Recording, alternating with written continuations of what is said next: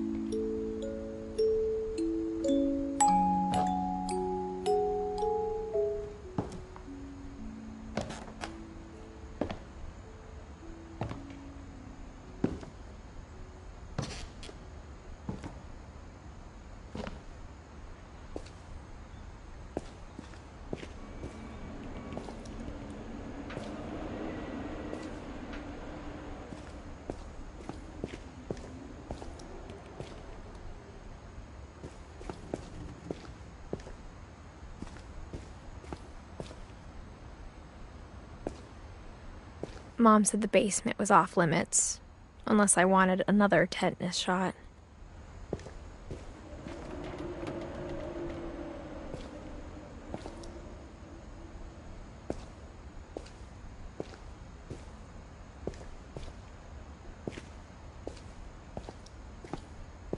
I saw Edie sneak down to the basement once, carrying packages.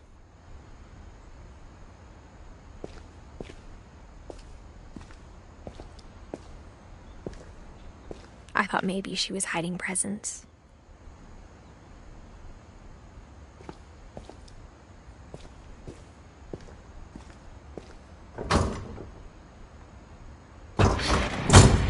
It turned out she was hiding a lot more than that.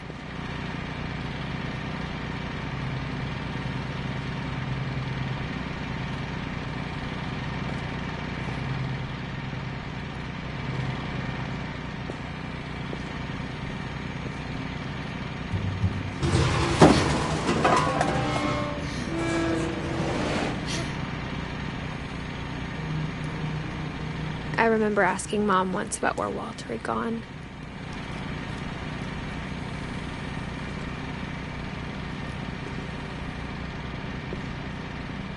She said after Barbara died, he got as far away as he could.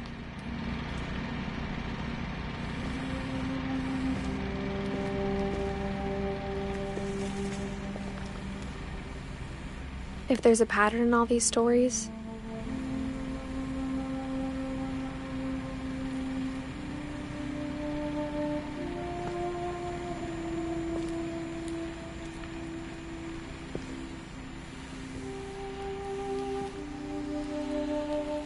I think it's that none of us has gotten very far.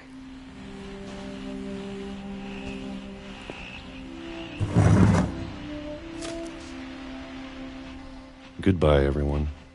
I can't believe I've been down here for 30 years. On that first day, after the shaking started, I didn't think I'd survive a week.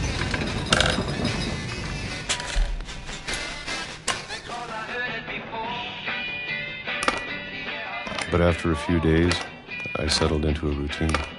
That's what kept me sane. Having a schedule, living for today. I always expected to be dead tomorrow. But if you wait long enough, you get used to anything.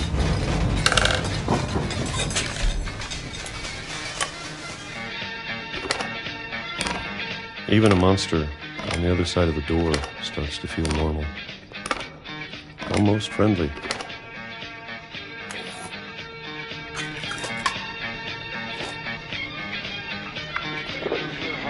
And then one day, everything just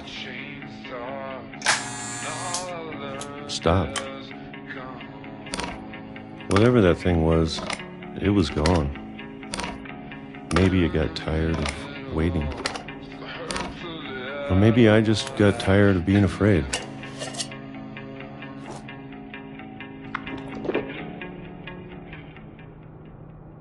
It's been a week now, the longest in 30 years.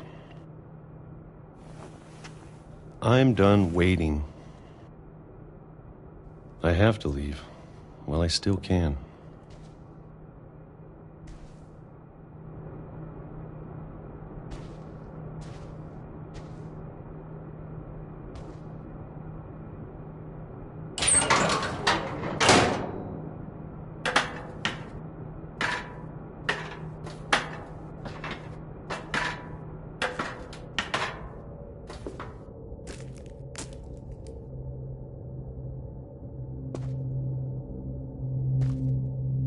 I know it's out there, somewhere.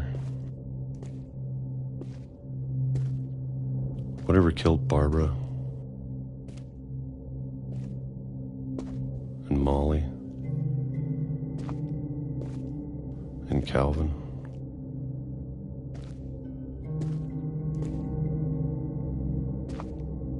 Maybe this is all a mistake. But I need to stop living the same day, even if it kills me.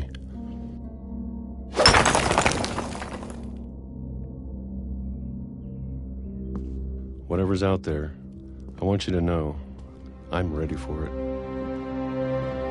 I'm going to appreciate all of it, especially the food. I don't mind if I only have a year left, or a month, or a single week.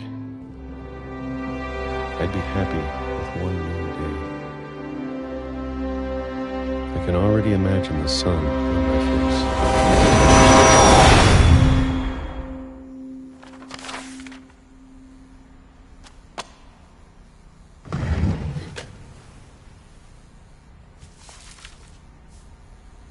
Walter died when I was 6. I can't believe my mom never told me he was down here.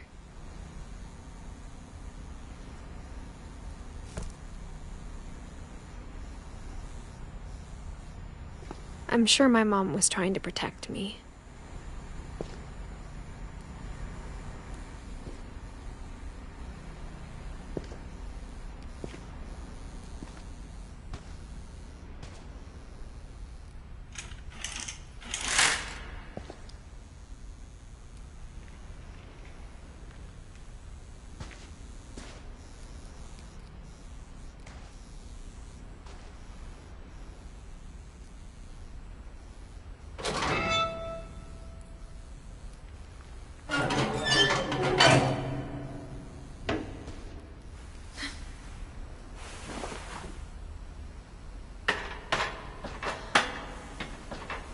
Maybe she was afraid I'd end up like Walter. But if she never told me about an uncle under the house, I can only imagine what else she was hiding.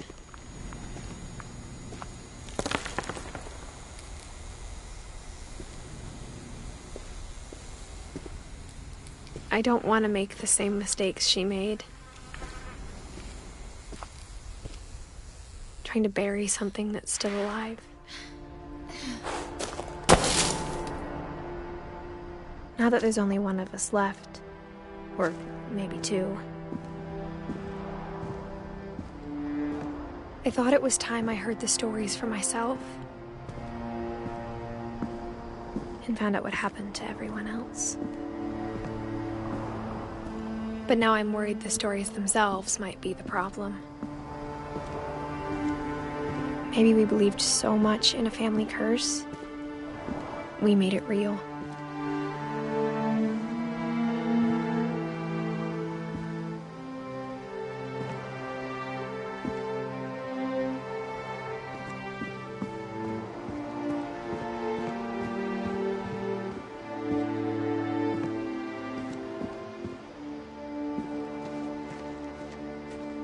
I don't know if I should even be writing this.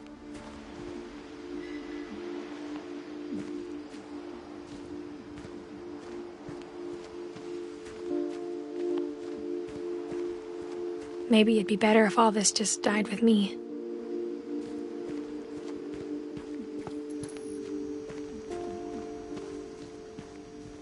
But I thought you should know about your family.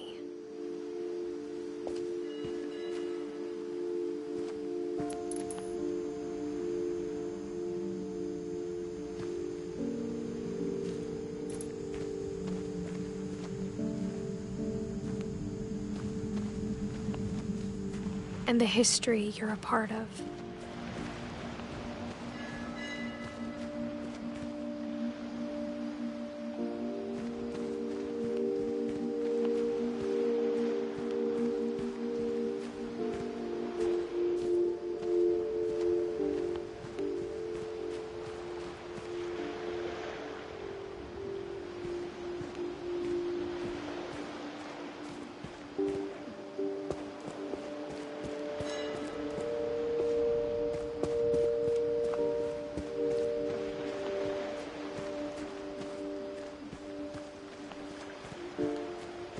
Though to be honest, I feel as lost as you probably do right now.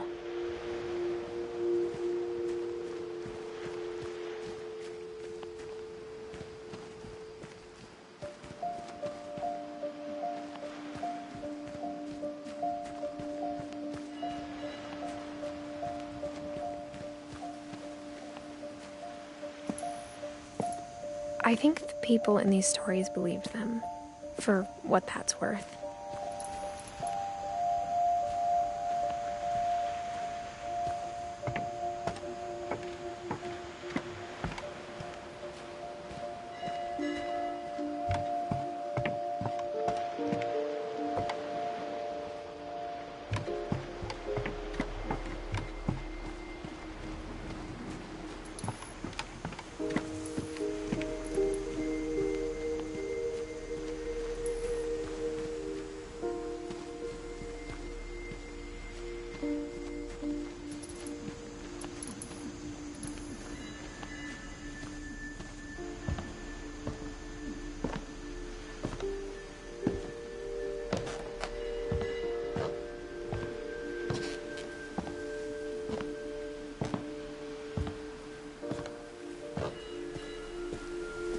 And when you look at the house, that history of imagination and stubbornness and madness, any of it seems possible.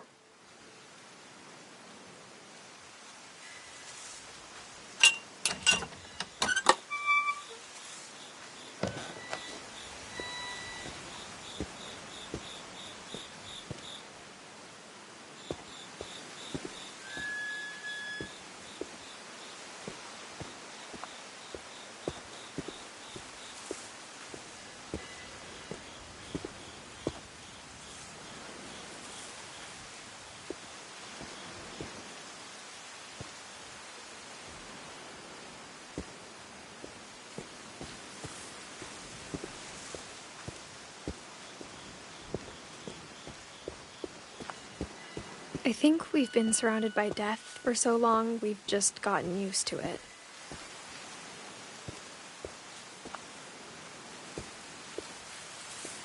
What kind of family finishes building a cemetery before starting the house?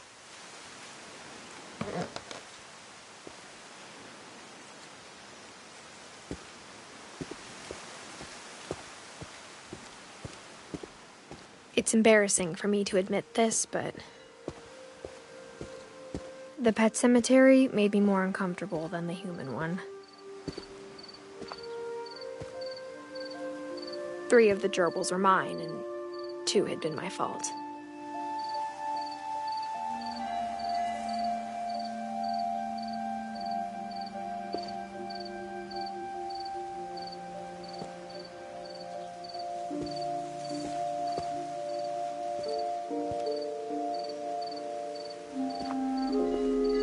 Sven built the house, but it was Edie who designed the cemetery.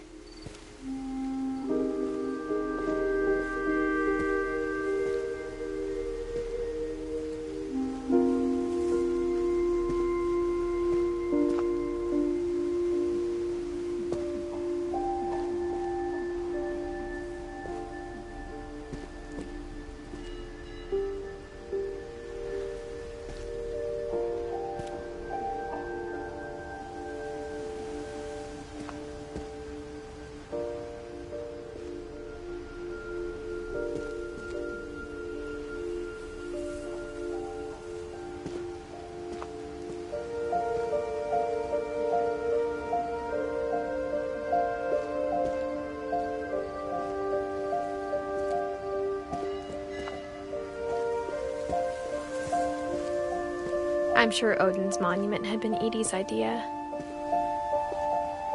My mom was always trying to move on, but for Edie, the past never went away.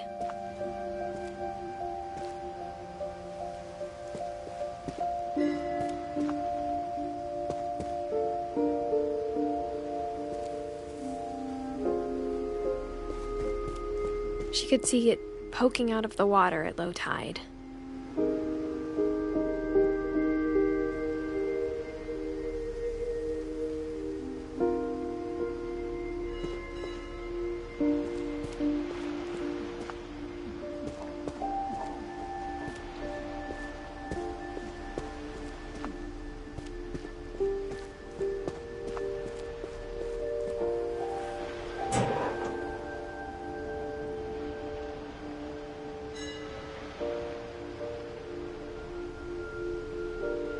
Edie said she dreamed about the old house every night.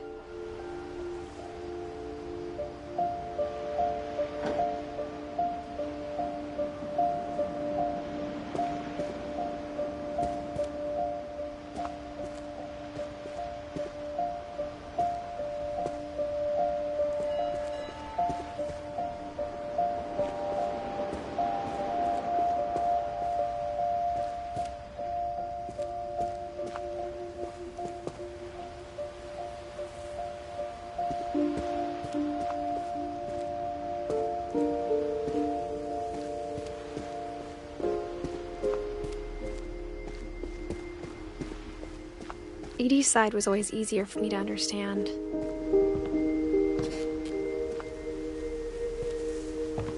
But the older I get, the more I can see where my mom was coming from.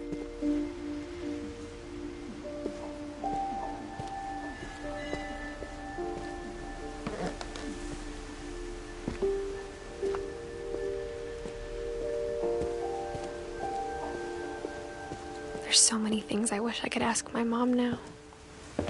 Part of me thinks this is what she wanted all along. For me to come back someday and find everything out for myself.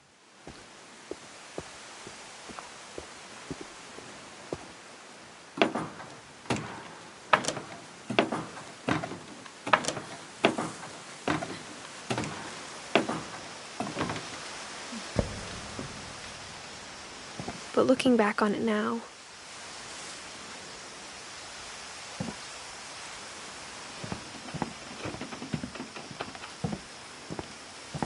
if she told me there was going to be so much climbing, I never would have come when I was 22 weeks pregnant.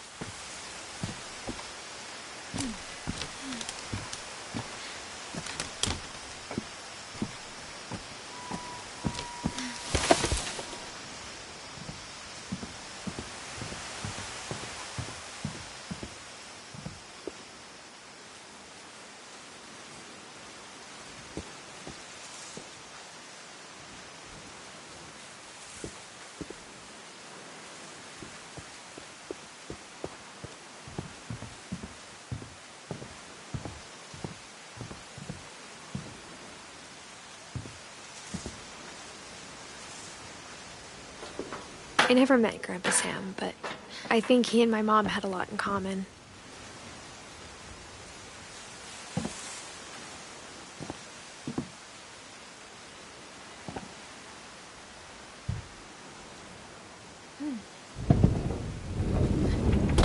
They were both pretty intense.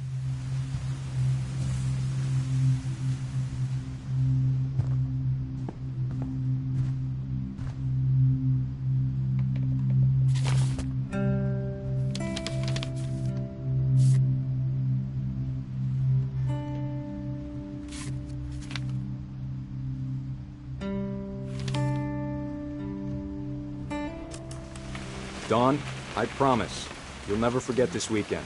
Yes, sir. These memories are gonna last a lifetime. Am I gonna have to shoot anything? It's a hunting trip, Dawn. Shooting is strongly encouraged. Shouldn't we be leaving? Just want to get a shot of you, Dawn, then we can take off.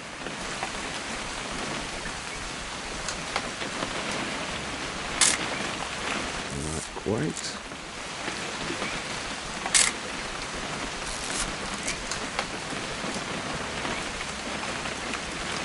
What? Perfect. It's gonna rain the whole weekend, isn't it? I will never forget this weekend, Dad. That's the spirit. Okay, got it. I'm gonna take some pictures, okay? Just be careful. That camera's older than you are.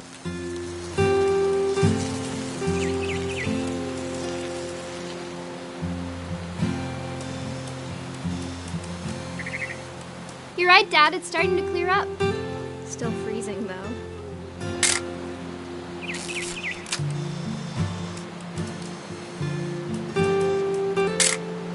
Aw.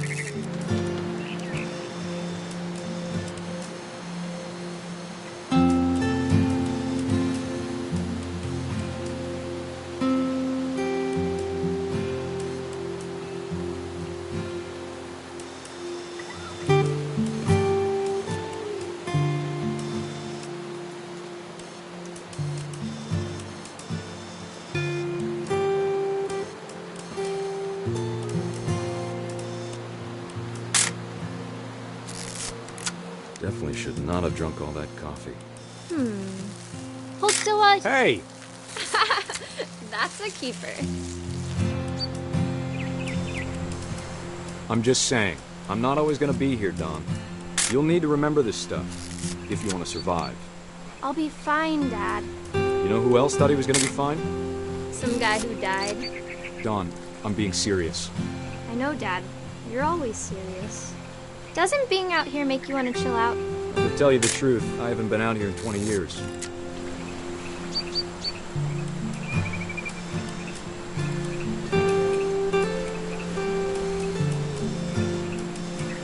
Last time I was with my brother Calvin. Man, that was a great trip. Your grandpa's Fen taught us how to... Don, don't you think you could find something more interesting to photograph? We found an old logging trail. There were deer everywhere.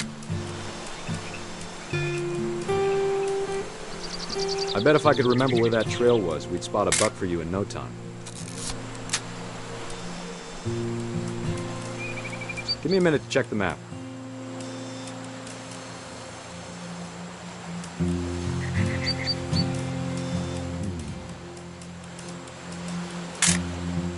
You don't need to waste any more film on me, kiddo.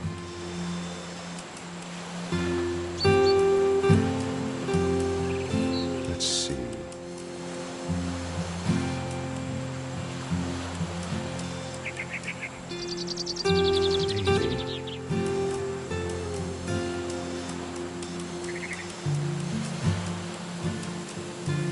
Was it?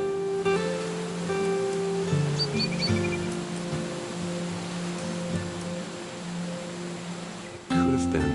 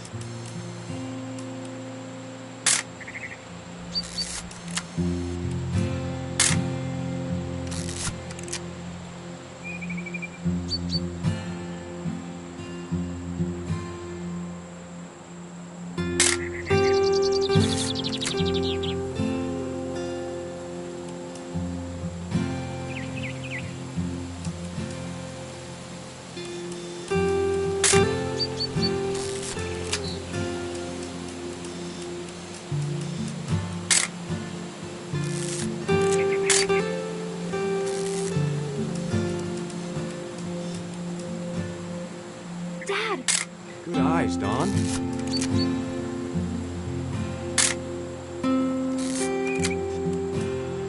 Before you take the shot, let me get a picture of you. Dad, I... Just breathe. Turn off your imagination.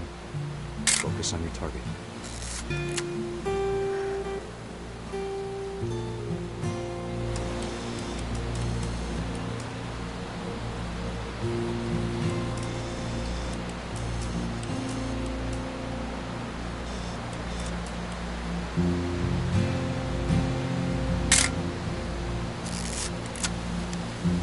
Let me get behind you. Do I have to do this? Dawn, you don't have to do anything. But if you want to survive, you'll need to be strong. Great shot, Dawn!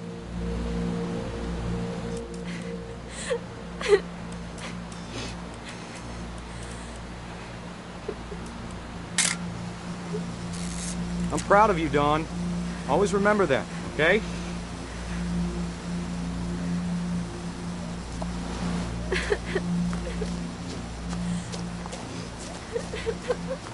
Sorry, Dawn. Just gotta reset the timer.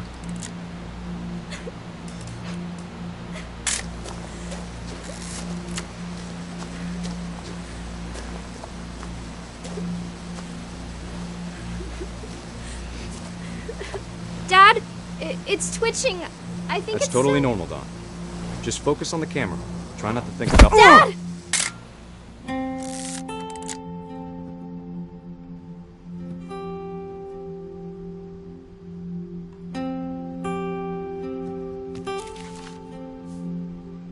Of all these stories, that's the one I wish most that my mom had told me.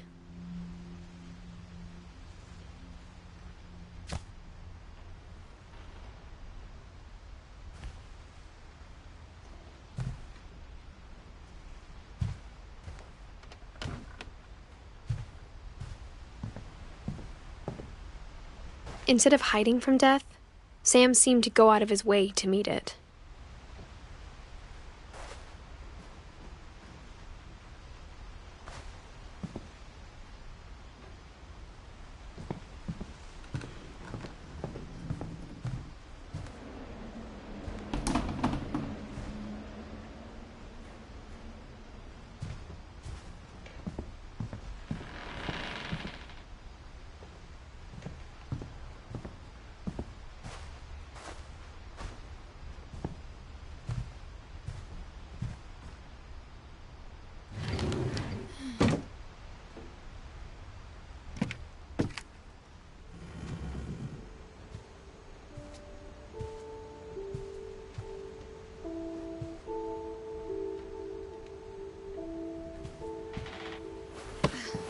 After Sam died, my mom and Edie got really close.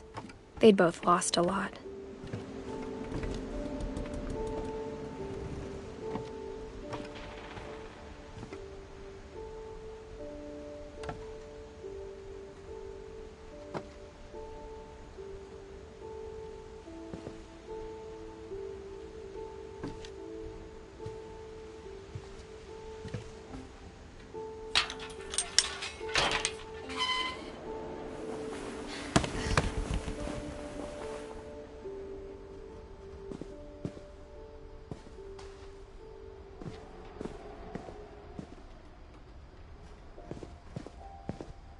I can't imagine my mom ever writing poetry, and yet...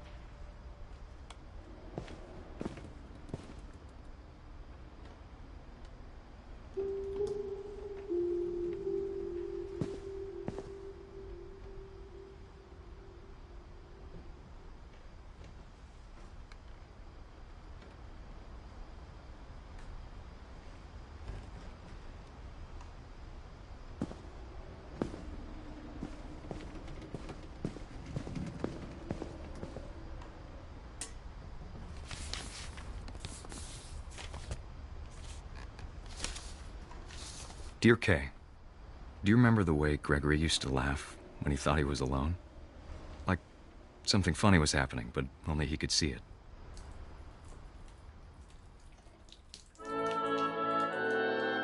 I think he saw things the rest of us don't.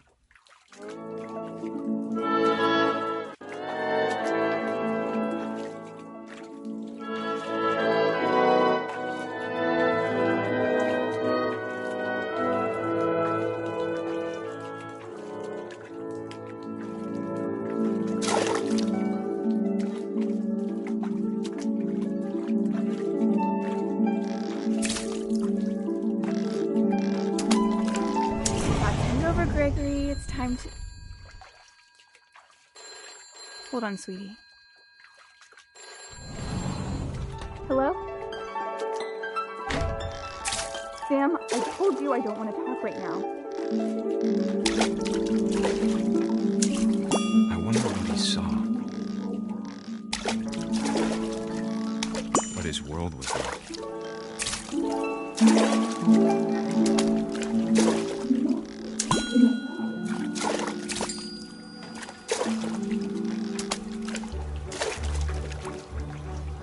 He reminded me so much of Calvin.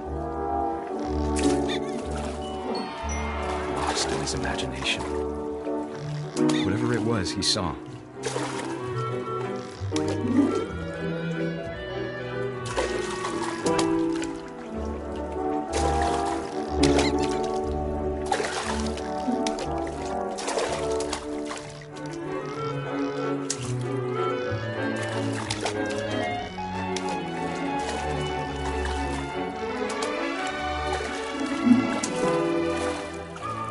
It sure made him happy.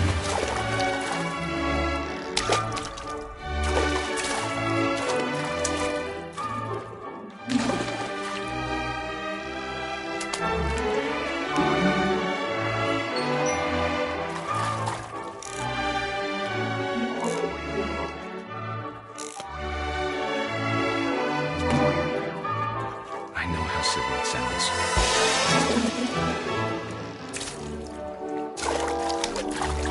But I worried about a baby being too happy. But I could feel him slipping away. Sorry about that, Gregory. I know you did everything you could. Maybe if I hadn't called that night. Damn it. Hold on, I don't want Gregory to hear this.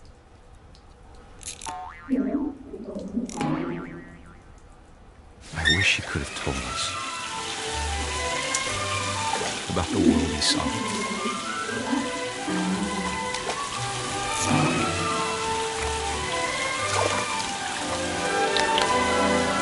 There's so much I don't understand about Gregory.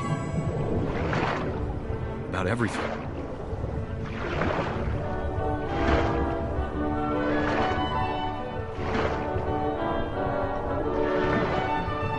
But I know what happened wasn't your fault.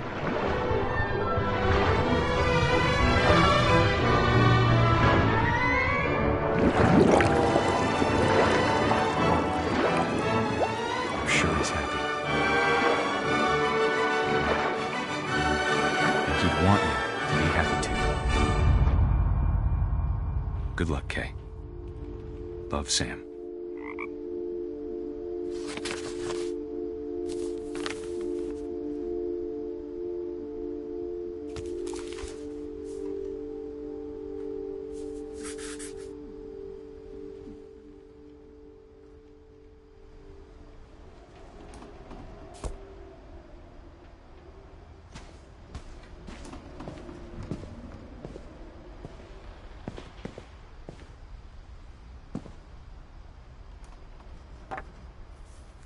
A poem for Gus, who always said the wedding was a bad idea.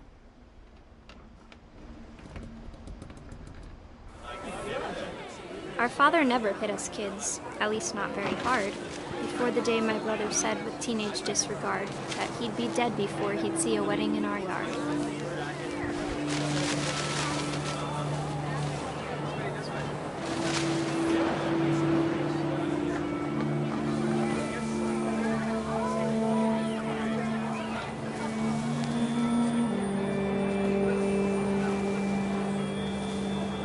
father made him come, of course, but Gus stood far apart, just flew his kite and bottled up the storm inside his heart.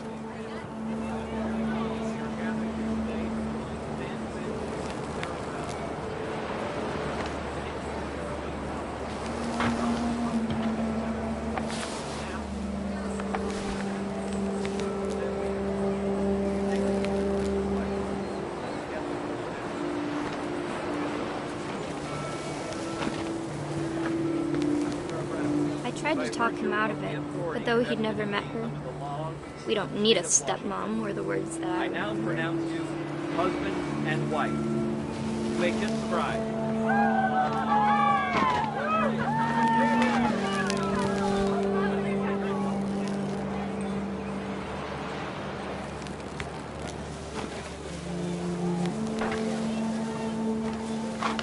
When the time for photos came, Dad ordered him to come here. But Gus declined and as a sign held up his middle finger.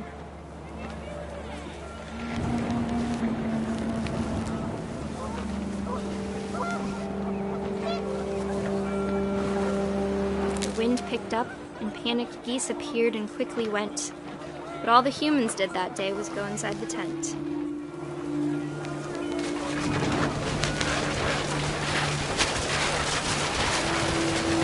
Rain came down in buckets then, but no one seemed afraid that nature might destroy the tent our dad had crudely made.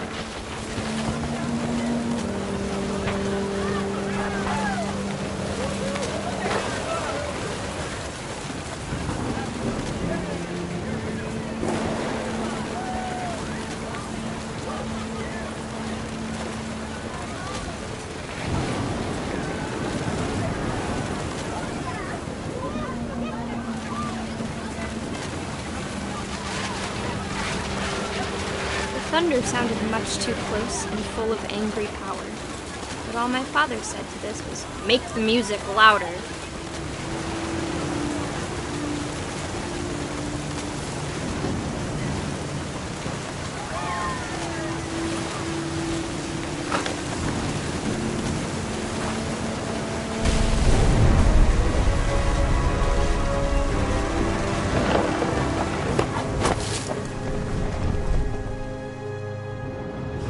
I wish that I could truly say I thought about you on that day. Out there on the beach alone, just you, the wind, the sea, and foam. But I didn't, until we found you.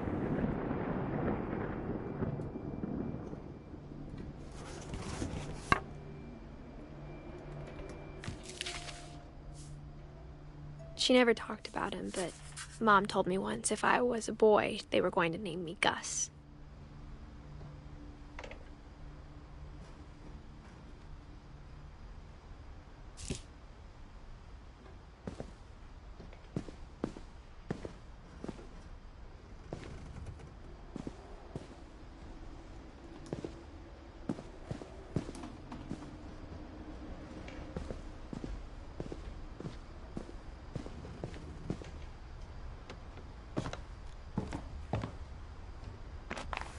My mom moved up to the loft after her brothers died. At the time, it was as far away as she could get.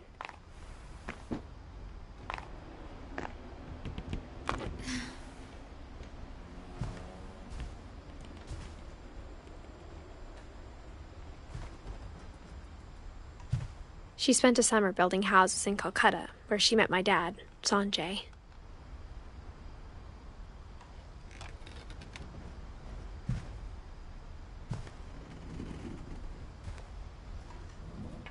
My mom moved to India a week after graduation and got a job teaching English.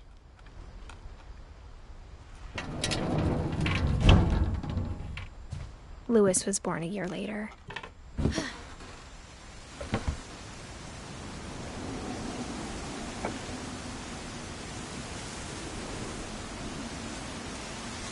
When my dad died, I don't think Mom knew where else to go. I'm sure Edie was happy to have her back.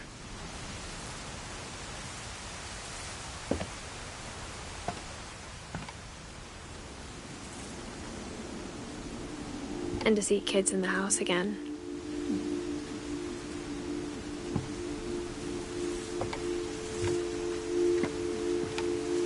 house had to get a little bigger, but Edie was used to that.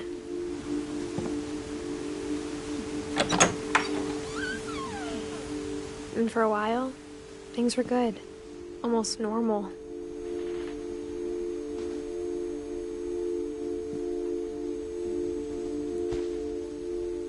But it didn't last.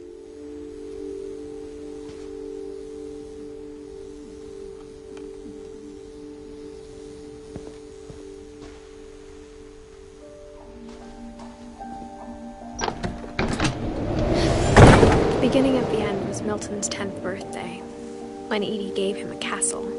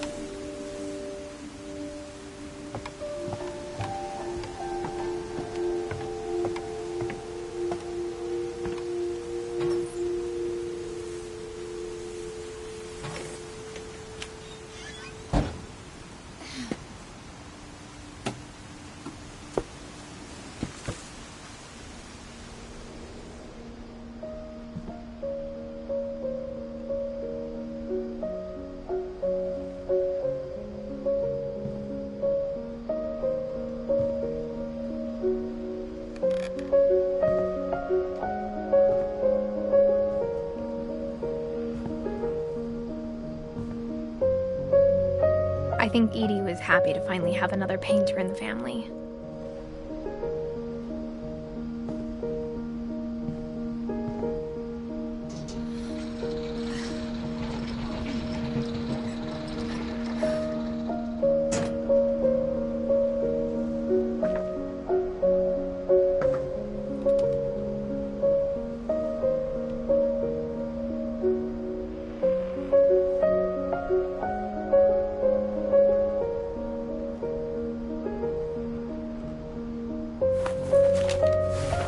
Milton Finch in The Magic Paintbrush.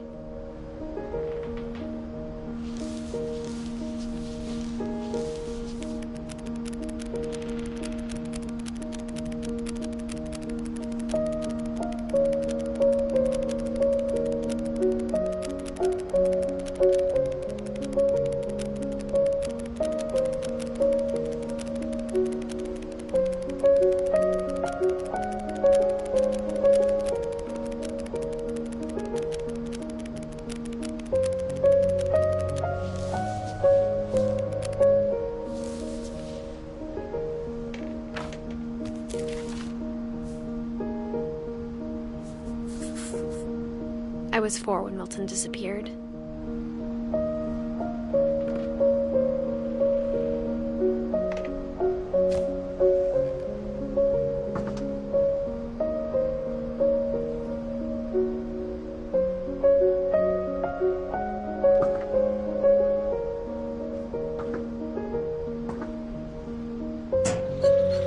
Mom spent months searching for my brother.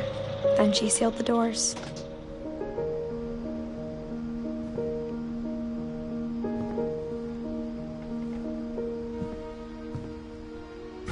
Whatever Milton had found in the house, Mom didn't want it getting out.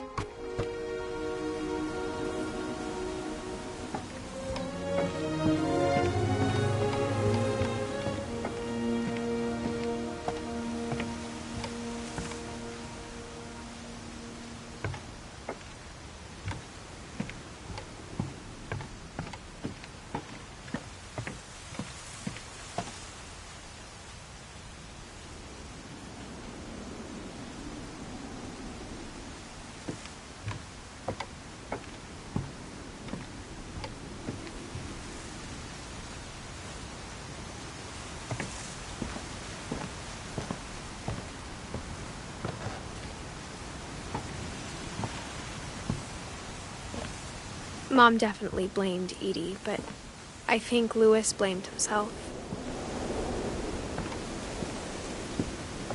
After he graduated, he just spent more and more time in his room. until Mom got him a job at the cannery.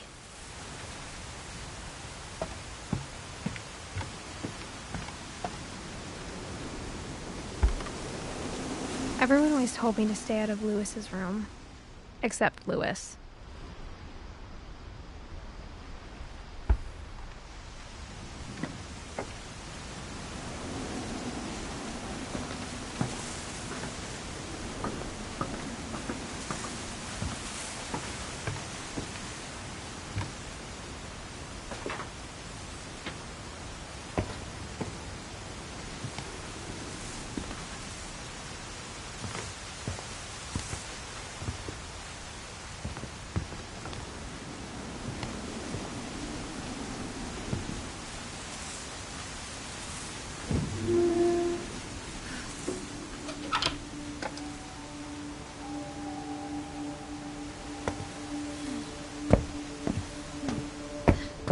Lewis's room smelled very, very familiar.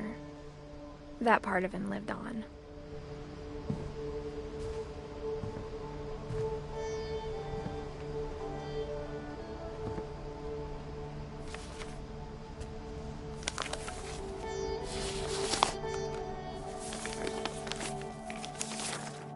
Dear Mrs. Finch, as Lewis's psychiatrist, I can understand your desire for an explanation. As I see it, the trouble began in January, shortly after we convinced your son to seek treatment for substance abuse. Newly sober, I believe Lewis first noticed the monotony of his daily life.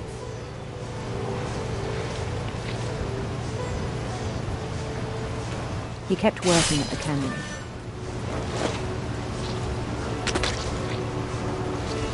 But he withdrew part of himself.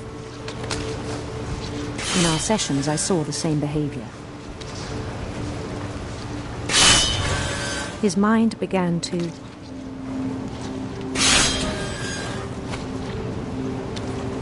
wander.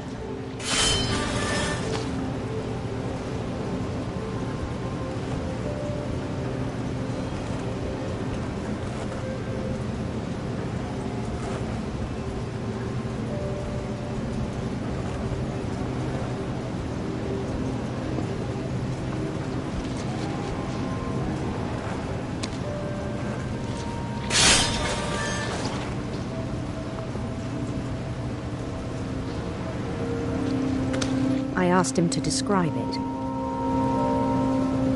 He said he started small, imagining a labyrinth.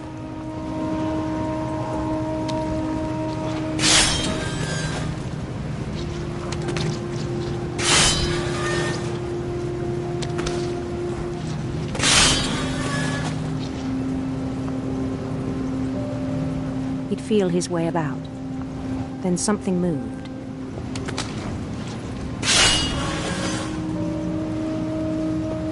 Bats.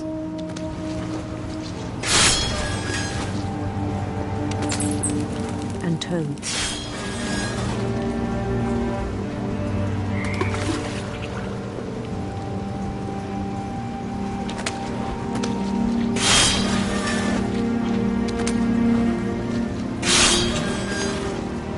And things that have not names. He knew it was all in his head.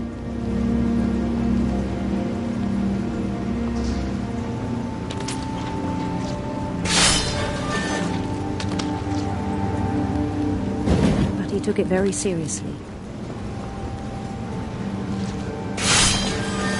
I had hoped he'd find himself.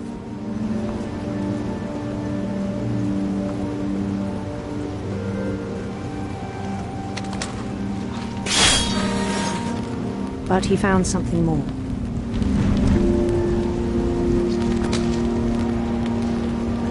I worried about him then. Daydreaming at the cannery.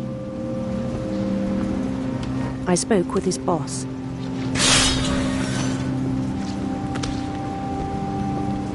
But he said Lewis had become a model employee. Methodical, tireless, focused.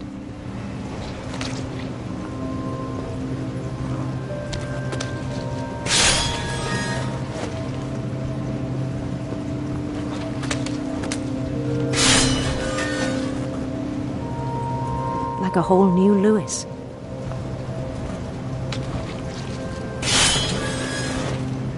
So I let him go on.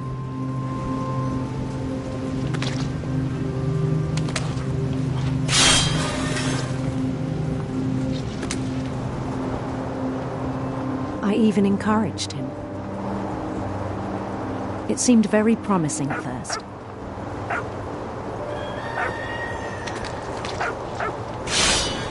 He told me he'd made a new friend.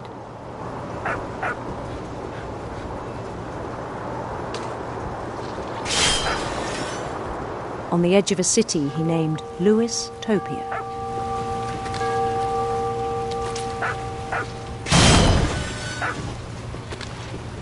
He built the city up slowly, brick by brick.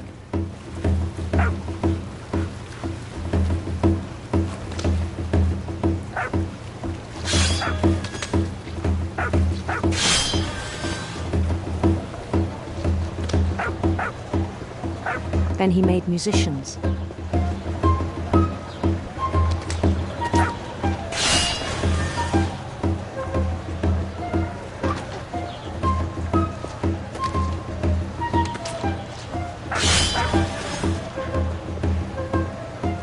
And songs for them to play. He talked about starting a band. And he was always humming something. Every day his imagination grew stronger.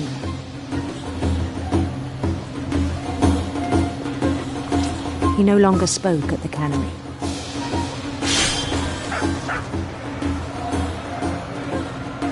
But his chopping was as reliable as ever.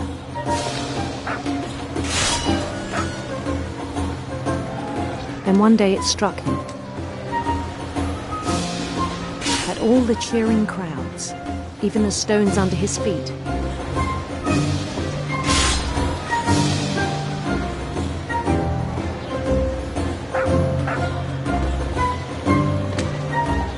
were all in his imagination.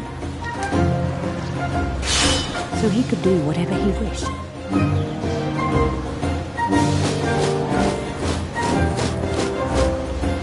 He held an election for mayor.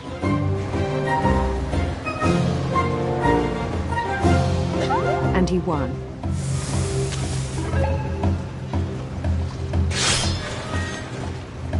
They begged him to stay, but his mind was already wandering. It became a game for him.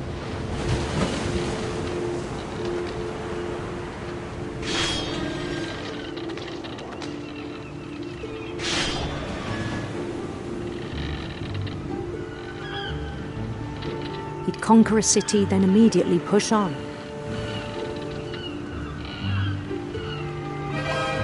New Louisville.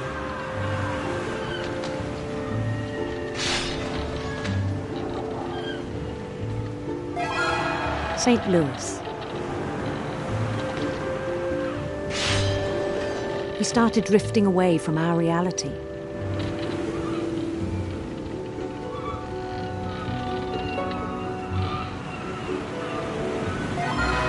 Minneapolis. Until one day he forgot to go home from the cannery. Even as his mother pleaded with him, part of Louis kept sailing on.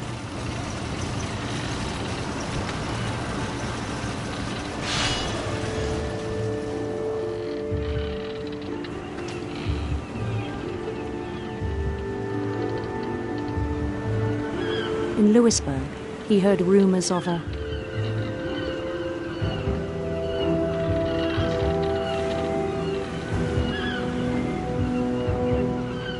beautiful prince.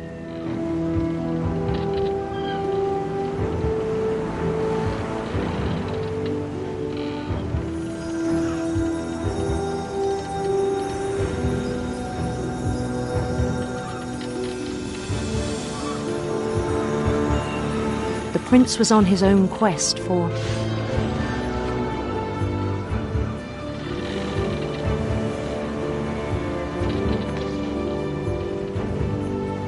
radiant rainbows,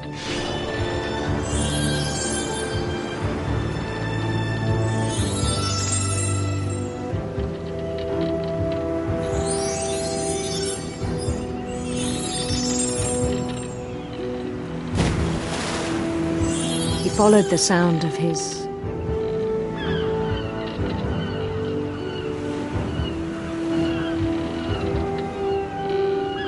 silver harp.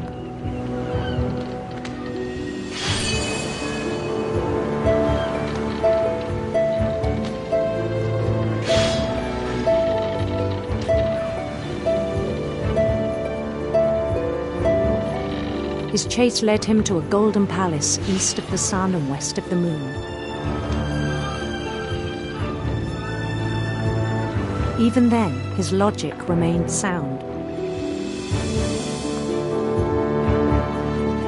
He knew the world was all in his imagination.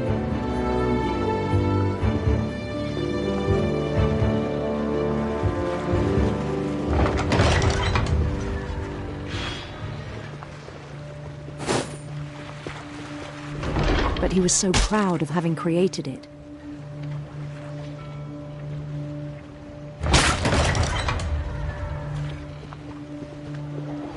In his own eyes, he'd become something greater than a king.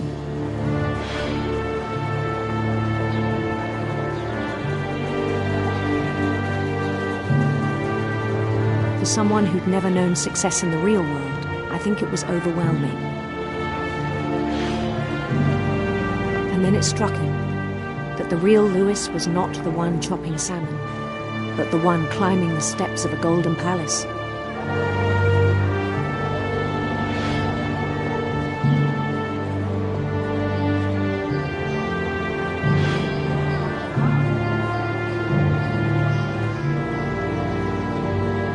My imagination is as real as my body, he told me.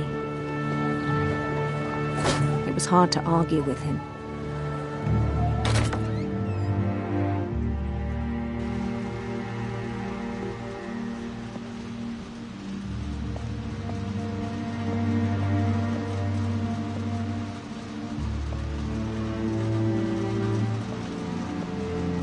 He began to forget the world we know.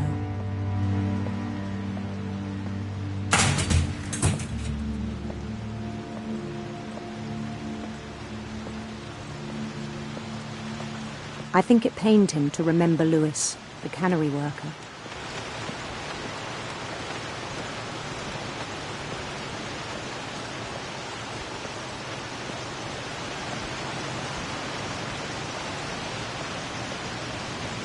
He began to despise the man with a royal contempt.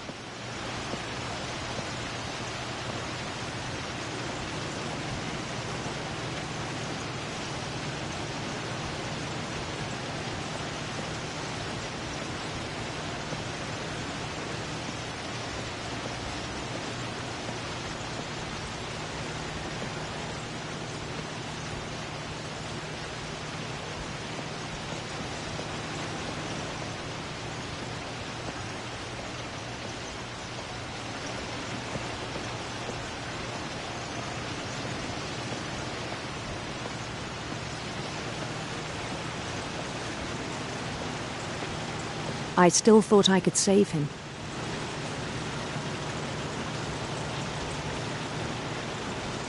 Even after he said he was being crowned king over all the lands of wonder.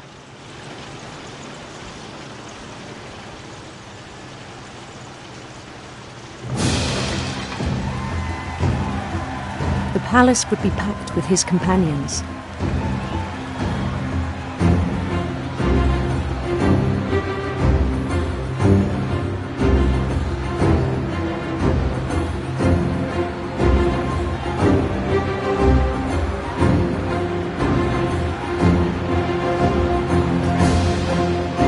Including the wise Calico who'd insisted on advising him.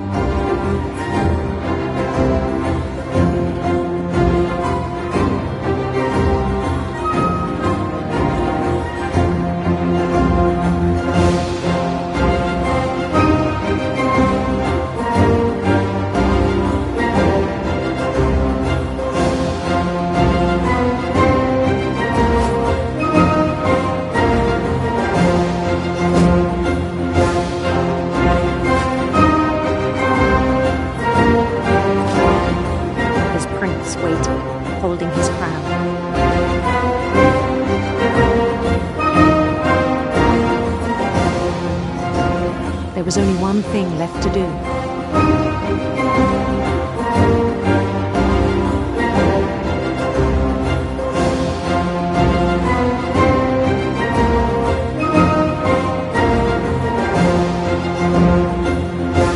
Bend down his head.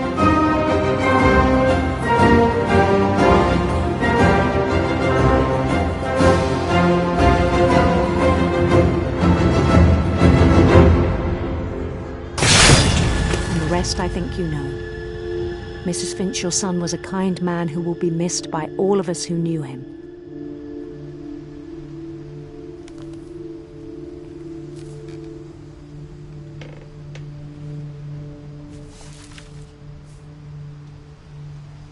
My brother was really cool.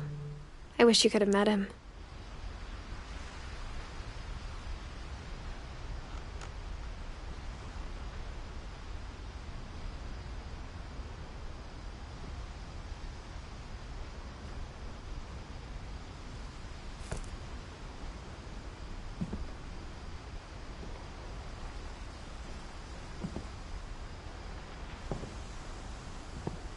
Lewis and I spent a lot of time playing games together, but he was surprisingly bad at them.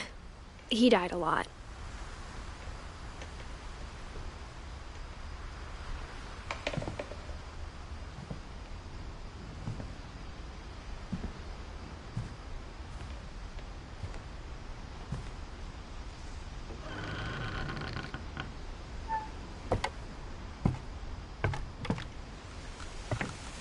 On the way back from Lewis's funeral, my mom told me to start packing. She waited until the day before we left to tell Edie.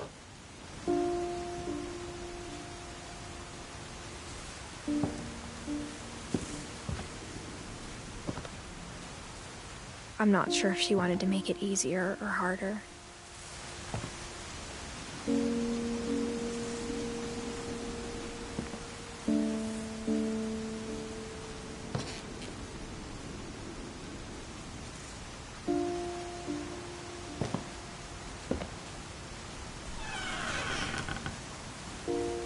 I wish we'd stayed. But I understand why we left.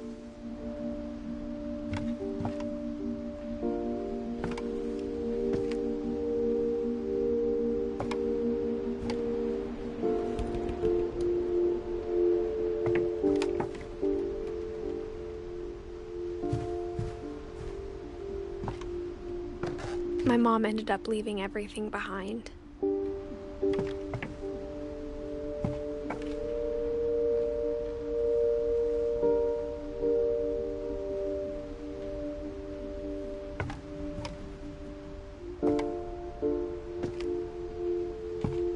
What happened that night had been coming for a long time. Maybe it should have come sooner.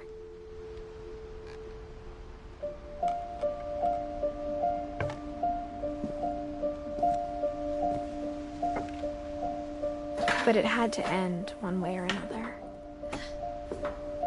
All that's left now is to tell you about that last night.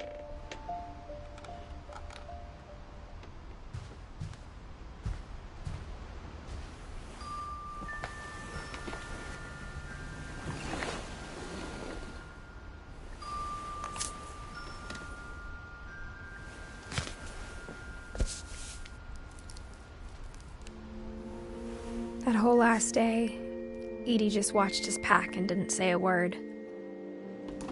Until supper, when she raised her glass and said, "To our final night together, and all our final nights apart." Grandma, you know what I said about alcohol.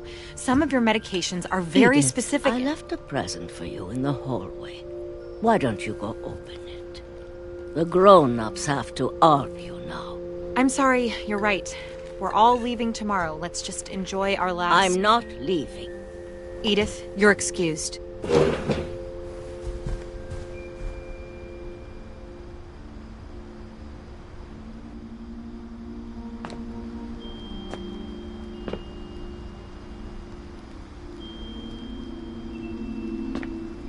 The power had been shut off that morning, but Edie always had plenty of candles.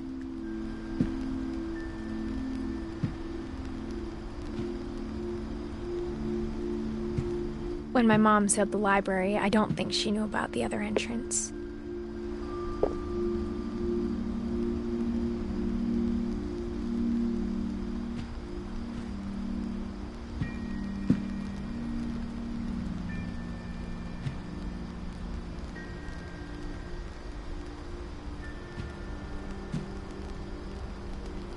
Or that Edie had a key to it.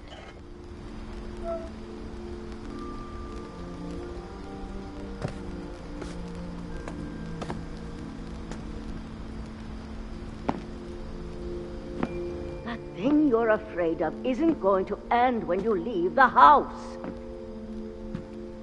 Edith has a right to know these stories. My children are dead because of your stories.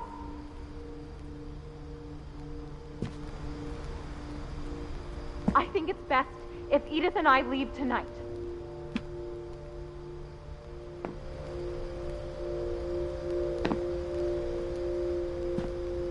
We'll have the nursing home send a van for you in the morning, okay?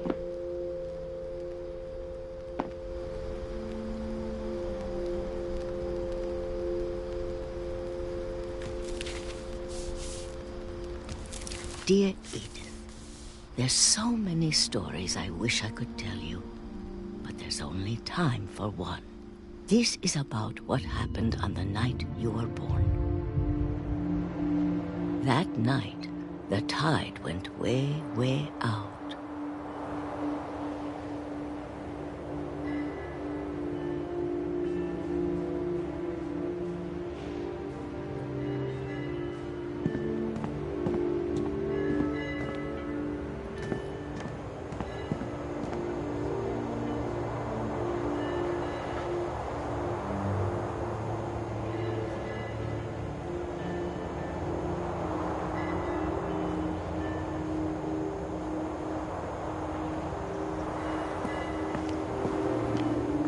It was the first and last time I ever saw the old house aground.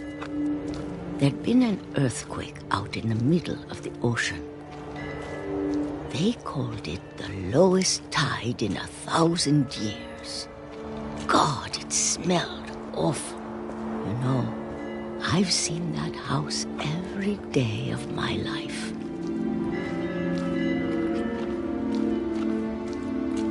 I never thought I'd go back to it. When the fog rolled in, I lost my way.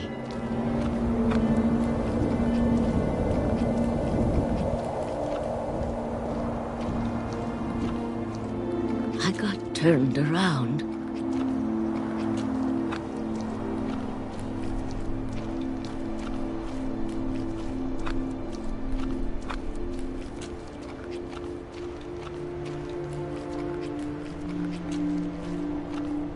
For a while, I wandered.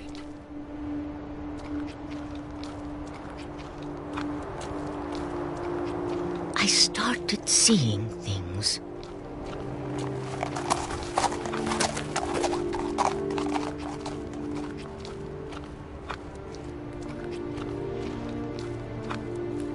Things I'd forgotten had ever existed.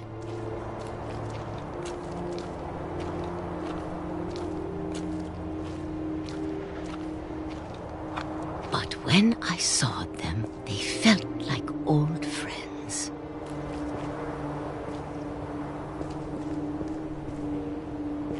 That night, a lot of things came back to me. Or maybe I came back to them.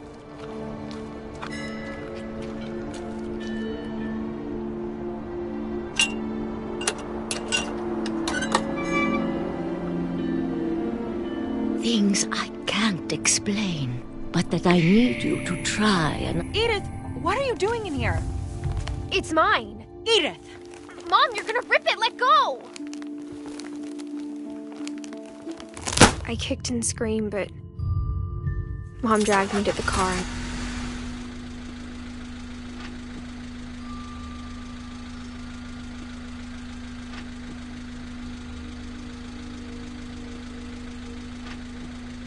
I never saw Great-Grandma Edie again. The next morning, the van came to pick her up, but she was already gone. After that, we moved around a lot.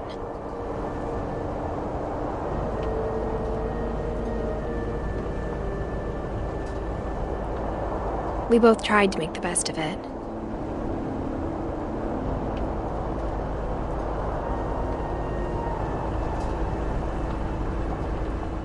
A few years went by.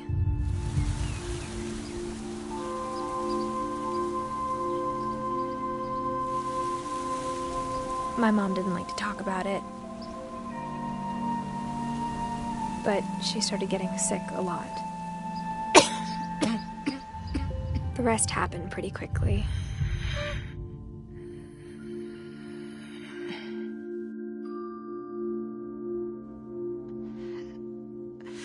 She got better for a while, and then she didn't.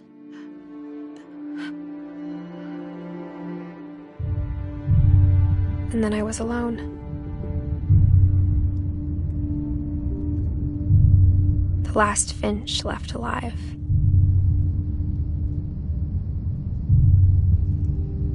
Until I found out about you. I'm still not sure what to tell you about all this. If we lived forever, maybe we'd have time to understand things. But as it is, I think the best we can do is try to open our eyes. And appreciate how strange and brief all of this is.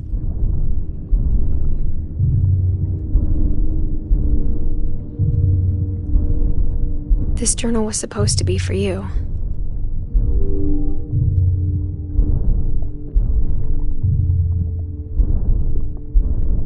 But now I hope you'll never see it. I just want to meet you and tell you all these stories myself. But I guess if you're reading this now, things didn't work out that way.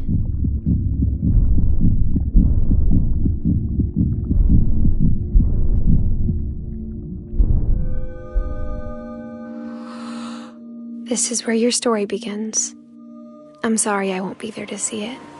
It's a lot to ask, but I don't want you to be sad that I'm gone. I want you to be amazed that any of us ever had a chance to be here at all. Good luck.